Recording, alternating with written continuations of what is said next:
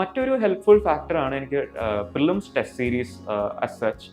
So കഴിഞ്ഞ വർഷത്തെ എനിക്ക് തോന്നുന്നു പ്രിലിംസ് ടെസ്റ്റ് സീരീസ് നോർമലി ഞാൻ തന്നെ പറയാറുണ്ട്, നമുക്ക് കണ്ടന്റ് ഡിപ്പെൻഡന്റ് ആയിരിക്കും നമ്മൾ ടെസ്റ്റ് സീരീസിൽ നിന്ന് എടുക്കുന്നത്. നമുക്കൊരു സോൾവിങ് പാറ്റേൺ ഡെവലപ്പ് ചെയ്യാനും നമ്പർ ഓഫ് റൗണ്ട്സ് ഡിസൈഡ് ചെയ്യാനും ഒപ്പം നമുക്ക് ആ ഫൈനൽ എക്സാമിന്റെ അറ്റ്മോസ്ഫിയറിന് റെഡി ആവാനുമായിട്ടായിരിക്കണം ടെസ്റ്റ് സീരീസ് യൂസ് ചെയ്യാന്നുള്ളത്.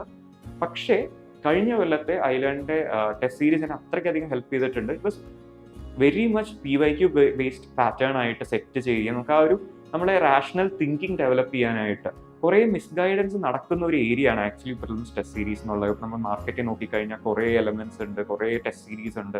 സോ UPSC സെറ്റ് ചെയ്യുന്നതിന്റെ എഗെയിൻസ്റ്റ് ആയിട്ടുള്ള രീതിയിൽ ഇപ്പോൾ എക്സ്ട്രീം സ്റ്റേറ്റ്മെന്റ്സ് നോർമലി UPSC ഇട്ടാൽ ഒരു 90% സമയങ്ങളും തെറ്റായിരിക്കും.